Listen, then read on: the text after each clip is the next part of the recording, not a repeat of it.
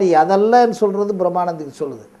மனித உலகத்தில் நடக்கக்கூடியவன் எத்தனை ஆயிரம் பேர் ஞானியாக இருக்கிறான்னு கைவல்ய நவநீதம் சொல்லுவது இன்னும் எளிமைப்படுத்தி இருக்கு பிரம்மானந்த யுக்திகள். அதனால தான் இதில் இவ்வளவு பிரியம் நமக்கு ஏற்படுகிறது. ஒவ்வொரு மனிதனும் அதை அஞ்ஞானாதிகளை அதம் பண்ணி இதை அதம் பண்ணக்கூடிய மனதையும் லயம் பண்ணி இறுதியில் அந்த மனதை லயம் பண்ணி அதையும் ஒடுக்கிட்டு தான் மாத்திரம் தனியாக இருக்கிறது. அந்த தான் மாத்திரம் என்பதுதான் புரிய வேண்டியது என்னவென்று அங்கதான் தத்துவமசி வருகிறது, அத்வைதம் வருகிறது, அகம் பிரம்மாஸ்மி வருகிறது. ஏனென்றால் அந்த நான் யார் என்பது வருகிறது. அதுக்கு உதாரணம் சொல்றாரு பாருங்க. ராஜா அந்த புறத்துக்கு இப்போ போகணும், காட்டுக்கு போயிருக்காரு. அப்போ காட்டுக்கு போகும்போது அல்லது ஆஃபீஸுக்கு வரும்போது அல்லது அரசுக்கு வரும்போது ஒரே கூட்டமாக இருக்கும்னு வச்சுங்க. இப்போது மக்களை சந்தித்து விட்டு போகும்போது போய்கிட்டு இருக்கார். அந்த புறத்துக்கு இப்போ போகணும். அப்போது மக்களையெல்லாம் இப்போ சந்தித்த பிறகு இப்போ மக்களையெல்லாம் விலக்கிடுறார் இல்லையா, முடிச்சிடறாரு. அடுத்து போகிறாரு. அவருக்கு கடைசி வரைக்கும் அந்தரங்க காவலாளி ஒருத்தர் போவார் இல்லைங்களா, அவரை கூட்டிகிட்டு போவார் அந்த புறத்துக்கு. அவரையும் விட்டுட்டு தான் மாத்திரமாய் போவது போல ஞானி செய்வாராம். அந்த இடத்துல கட்டியங்காரனை என்ன ஆக்கிறாரு, மனம் ஆக்கிறாரு. மற்ற ஜனங்கள் போக்குவரத்து எல்லாரையும் டீல் பண்ணும்போது அந்த இடத்துல அவங்களையெல்லாம் அஞ்ஞானாதிகள் ஆக்கிறாரு. இப்படிப்பட்ட ஒரு நிலையில் அந்த யார் அந்த ஞானி தன்னை லீட் பண்ணுவார் என்று சொல்லுகிறோம். இதை நீங்கள் கண்டுபிடிச்சிடலாம். எத்தனை பேர் முதலமைச்சர்களாக இருந்திருக்கார்கள் நம்ம நாட்டிலே. இறுதியிலே ஒன்றுமில்லாமல் இருந்தவர்கள் இறந்தவர்களை பார்த்திருக்கிறோம். அப்போ இவ்வளவு அரசாட்சி, இவ்வளவு ஆட்சியில் இருந்தக்கூடிய விஷயங்கள்லாம் அவங்களுக்கு ஏதாச்சும் பட்டிருக்கா? படலையே. அங்கே தான் அவங்க நிற்கிறாங்க. இப்படி ஒவ்வொருத்தரையும் பாருங்களேன். அப்துல் கலாம் சொன்னது மாதிரி மற்றவங்களையும் கொஞ்சம் பாருங்களேன். பெரிய பெரிய இன்கம் டேக்ஸ் கமிஷனர்ஸ், பெரிய பெரிய எலெக்ஷன் கமிஷனர்ஸ், பெரிய பெரிய ஆளாக இருந்திருக்காங்க. அதே மாதிரி பதவிகளில் இருந்தது மாதிரி மிக உயர்ந்த உயர்ந்த உயர்ந்த ஆன்மீகத்தில் இருக்கவங்க மாதிரியும் பீடங்களில் இருக்காங்க. உயர் ஆன்மீக நம்மளுடைய பீடங்களில் இருந்தவங்க. சங்கராச்சாரியார் பெரியவர் இருந்தார் பாருங்களேன். அவர் ஒரு கடைசியில் முடியும் போது அவர் அதே மாதிரி தான் அப்படி இருந்து அப்படி போயிட்டார். ஆனால் மக்களுக்கு ஆசீர்வாதம் கொடுத்துருக்காரு, மக்களை பார்த்துருக்கார், கடைசி வரைக்கும் இருந்தார். ஆனால் அவர் மட்டும் தனியாக இருந்தார்.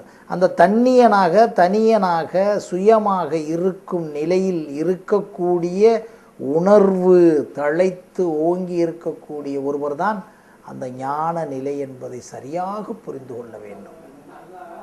அப்படி இருக்க முடியுமான்னா உலகியல்ல இருக்க முடியும் என்பதை பிரம்மானந்த யுக்தி சொல்லுகிறது. ஒரு தனி மனிதன் நாம் எல்லாவற்றிலும் இயங்கிக் கொண்டே எதிலும் சாராமல் பற்றற்றான் பற்றினை பற்றுக என்று சொன்னது சின்ன விஷயம் இல்லை. நீங்கள் பற்றி விடாதீர்கள்.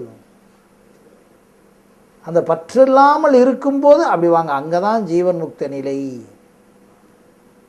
அப்படி இருக்க முடியுதான்னு கொஞ்சம் இருக்க முடியுது பாருங்க.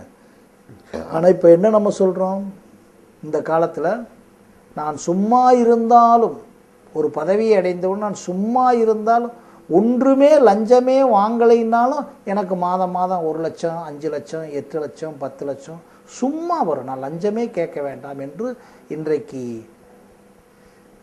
நவநாகரிக உலகத்தில் பேசப்பட்டிருக்கிறது. சிலர் பதவியில் இருப்பார்கள், சும்மா இருப்பார்கள், லஞ்சமே வாங்க மாட்டார்கள். ஆனால் அவர்களுக்கு கொட்டி கொண்டிருக்கிறது. இது உலகம் தெரிந்த ரகசியம் இல்லை. அது கூட நீ செய்யக்கூடாது என்பதுதான் ஞான நிலை. ஆனால் இவங்க என்ன செய்கிறாங்க, அந்த பதவியில் இருக்கும்போது எல்லாமே பெற்றுவிட்டு கோவில் எல்லாம் பண்ணி ஒரு கோவில் கும்பாபிஷேகத்துக்கு டொனேஷன், நிறைய மிகப்பெரிய பண முதலைகள் எல்லாம் தாங்கள் செய்த பாவங்களுக்காகவே இப்போ கொட்டிக்கிட்டு இருக்காங்கன்றதான் உண்மை. அதல்ல அந்த நிலை. நான் இப்போ பேசிக்கொண்டிருப்பது அனைத்துமே யார் ஒருவனுக்கு நீங்கள் சாமியாராக வேண்டாம். சாமியாராகிற விஷயத்தையே நம்புகிறோம். நீங்கள் இதுகள்லாம் விட்டுருன்னு சொல்லிடுறோம். அதெல்லாம் வேண்டியதில்லை. கோயில் குளங்களெல்லாம் அலைய வேண்டியதில்லை. நான் சொல்லவில்லை. பிரம்மானந்த யுக்தி சொல்லுகிறது, ஆத்மபோதம் சொல்லுகிறது, தத்துவபோதம் சொல்லுகிறது, வள்ளுவம் சொல்லுகிறது. இப்படியே மனிதனாக நீங்கள் இருக்கும் செயலிலே மனிதனாக அனைத்திலேயுமே இருந்துக்குங்க. இருப்பற்ற இருப்பாக அந்த அந்த அந்த இடம் தான் நீங்கள் இருங்க. ஆனால் அதுக்குள்ளே போட்டு இது பண்ணி எல்லாத்தையும் க்ளோஸ் பண்ணிடுறாங்க. ஏன் துடிக்கணும்? உங்களுக்கு ஒரு வாய்ப்பு கிடைச்சிருக்கு, சரி, ஒரு ஐஏஎஸ் ஆக இருக்கக்கூடிய வாய்ப்பு கிடைச்சிருக்கு.